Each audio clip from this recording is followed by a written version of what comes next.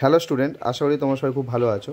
তো আজকে এই ভিডিওতে আমি ক্লাস 11-এর ইংরেজির সেমিস্টার 1-এর খুব গুরুত্বপূর্ণ কিছু প্রশ্নগুলো আলোচনা করব, যেগুলো নেওয়া অধ্যায় the Sami and mother worship অধ্যায় থেকে।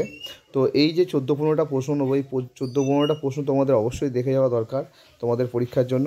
তো প্রশ্নগুলো কেমন ছিল এবং তার উত্তরগুলো কেমন লাগলো তোমরা সেটা কমেন্ট করে জানাবে। আর ভিডিওটি ভালো লাগলে ভিডিওটি লাইক করো, বন্ধুদের সঙ্গে শেয়ার করো, আর চ্যানেল নতুন হলে চ্যানেলটা অবশ্যই সাবস্ক্রাইব করো। তো দেখে নাও কী কী প্রশ্ন নিয়েছি। প্রথম প্রশ্ন হলো, Ramakrishna always felt that Swamiji was born. এটা felt, felt that Swamiji was born, Swamiji জন্মগ্রহণ করেছিল কী রূপে? উত্তর ব্রহ্মজ্ঞানী, বাংলায় বলে ব্রহ্মজ্ঞানী রূপে। স্পেলিং ঠিক আছে, ব্রহ্মজ্ঞানী রূপে জন্মগ্রহণ করেছে, এটা রামকৃষ্ণ মনে করত। পরের প্রশ্ন, স্বামীজি এন্টার্ড সমাধি অ্যাট দ্য এজ অফ, কত বছর বয়সে স্বামীজি সমাধিতে প্রবেশ করেছিল, সমাধিতে সমাধি শিখেছিল? সেটা হবে 8 বছর বা 8 বছর বয়স থেকে। 3 নম্বর প্রশ্ন, ব্রাহ্মণ এম্পাসাইজড অন ড্যাশ। তা ব্রাহ্মণ কথাটা কোন কথার উপর এম্পাসাইজড হয়? উত্তর the divine self one and only.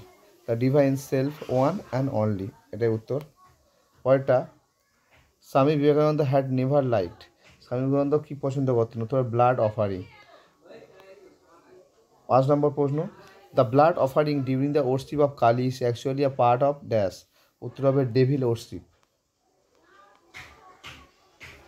6টা, perhaps Kali is the vision of dash. উত্তর হবে Kali is the vision of শিভা।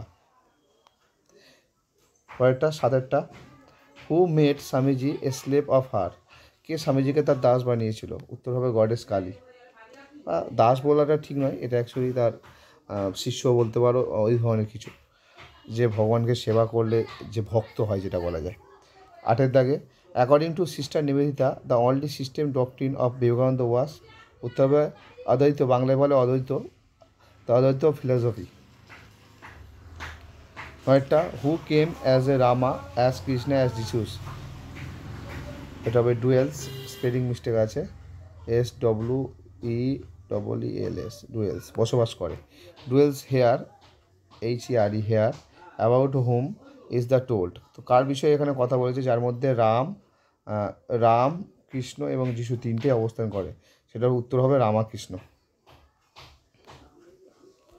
What was the only imperative in Vivekananda's life.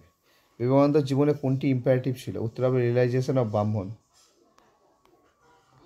Number 11 question, what was the objective of Vivekananda behind the mother worship. তো mother worship বা মাতৃপূজার বিষয়ে বিবেকানন্দর objection কী কী ছিল বা objective কী কী ছিল? উত্তর হবে to banish fear weakness from consciousness, learn to recognise mother in a field or terror. আচ্ছা, to recognise mother in that which make for sweetness and joy. পরের প্রশ্ন, sister Nivedita was the disciple of, মানে শিষ্য ছিল কার? Swami Vivekananda. What term did Swami Vivekananda use to describe his অ্যাটিচিউড towards mother worship. কোন কথাটি Swami Vivekananda describe করেছে তার অ্যাটিচিউড মাদার ওরশিপ, মাতৃপূজার বিষয়ে তার অ্যাটিচিউড নিয়ে কোন বিষয়কে সে ডেসক্রাইব করেছে বা বর্ণনা করেছে? উত্তর হবে অ্যাবজর্পশন অফ মাদার ইন্টু ব্রাহ্মণ। Number 14 question, what religious philosophy did Swami Vivekananda primarily অ্যাডহেড two. তো অ্যাডহেড টু কোন জিনিসটা, কোন রিলিজিয়াস ফিলোসফি স্বামীজি মেনে চলতো? ওকে, উত্তর হবে অদ্বৈত বেদান্ত।